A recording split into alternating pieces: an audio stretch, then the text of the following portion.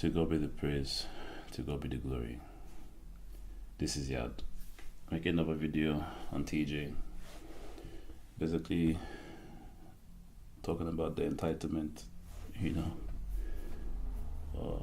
of white people.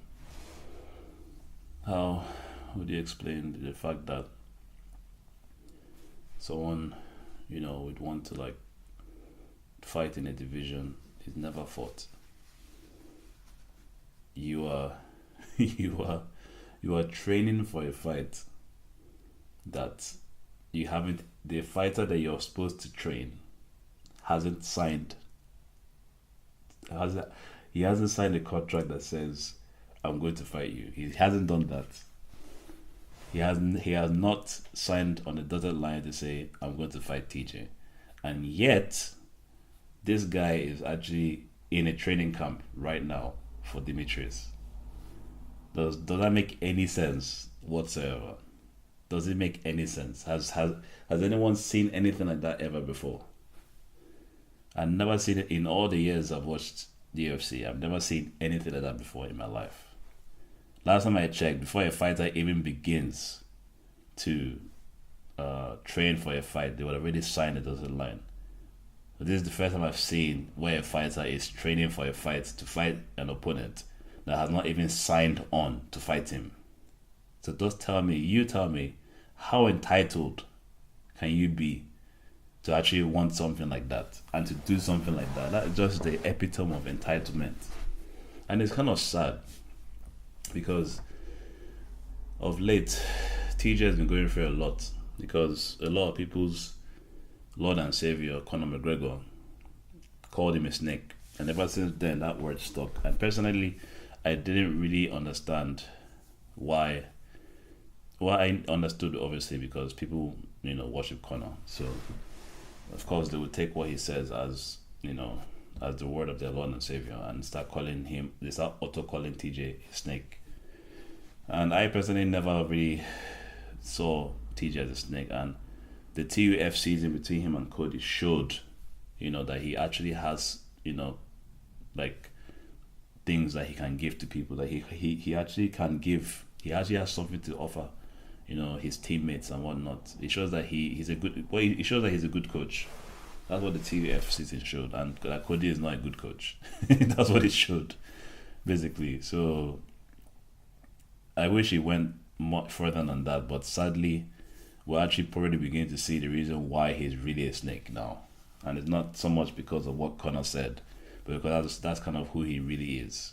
And it's sad because the TUF season brought up TJ, and now he's bringing himself down again by doing what he's doing right now.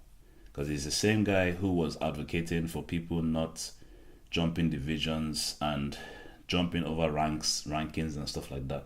Now he's doing the exact same thing himself.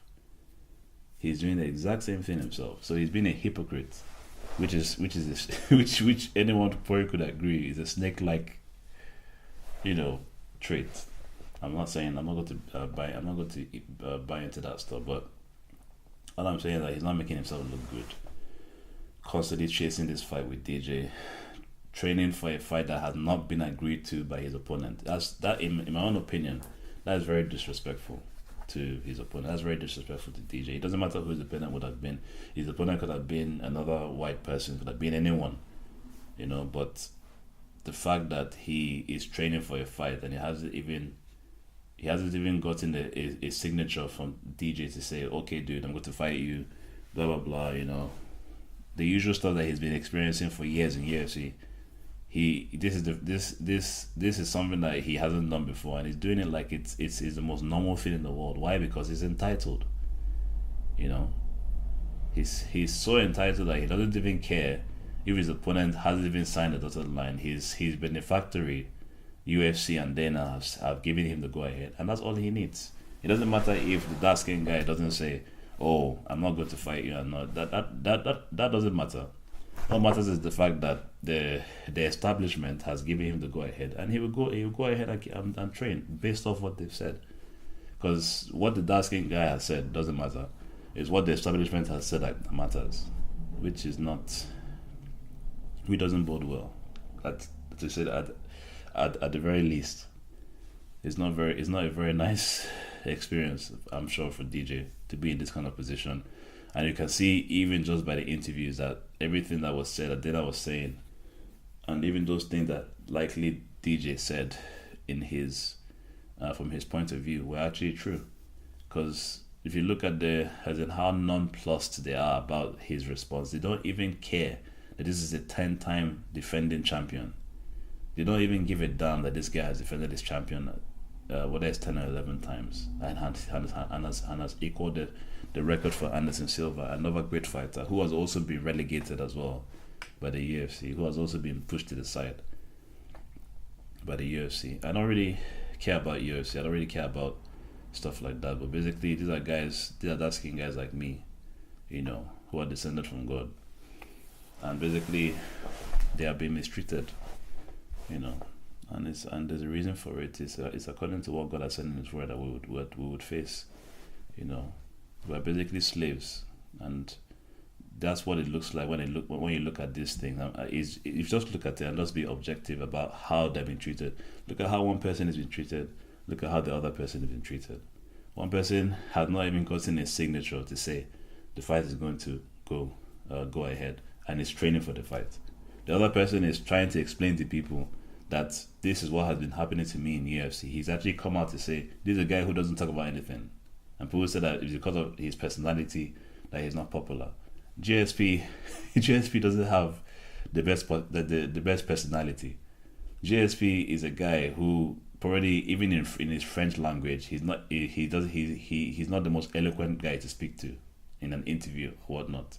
Yet he was one of the most bankable stars of his time. Why? Because he got promoted.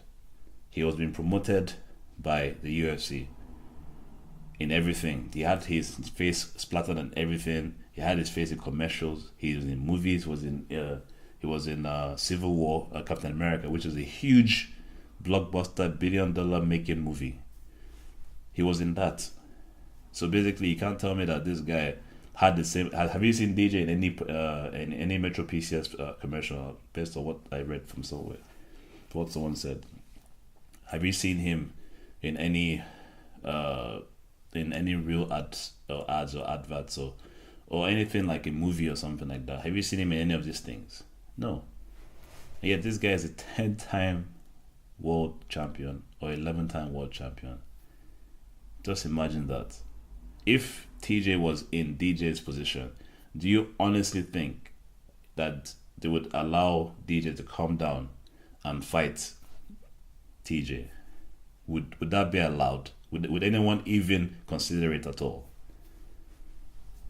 So these are the things that people really need to think about whenever they always take sides. They auto take sides with people. I get that, yes, this guy is white, this other person is black, according to the terminologies in the world. But at the same time, you just be honest, and stop being biased. I'm not being biased to anybody, even though, yes, these are my people, and I look to them before I look to any other. I don't look to any other group except my own people. So if you want to say I'm biased towards my people, fair enough. But at the same time, just look at it truthfully and logically, based off truth, and you will see that there's a dynamic that keeps happening, and that's something that I will do my level best to expose on this channel, as well as other people who are led by my Father in heaven to, expose these evils, because it's pretty much evil what's happening against our people. That every time you find these things going on, you have someone who's for whatever reason is super entitled. Look at when Chael Sonnen was going after Anderson Silva. What did he do to actually get a shot at Anderson? He didn't do very much. That's why Anderson was very angry about taking that fight.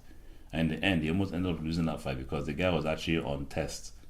He was actually drugged up. And that's another thing I don't really know when it comes to white fighters, is that, and any other fighter as well, because it's not just them who are getting caught. But at the same time, you just don't know what could be in his system.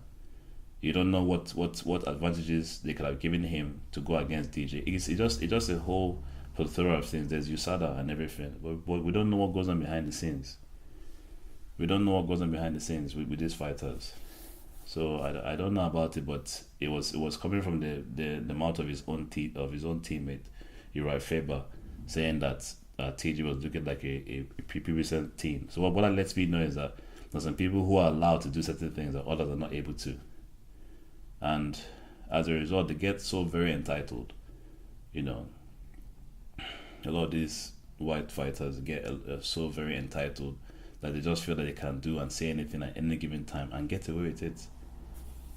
You know, so that's my point. The point of the video is that a lot of white fighters, including TJ, feel that they're very entitled, and they feel that they need to get things that nobody else should be getting because DJ is not getting this any. He's not really gaining anything from taking this fight. So what they want to happen is that they want DJ to inconvenience himself for TJ, whereas DJ is the 10-time world champion. Dillashaw, I believe, is a 2-time world champion, or 3 times, or he won the belt, defended it twice, so he's a 2-time world champion. So 10, 2, 10. Who should have more say? You tell me. To God be the praise. To God be the glory.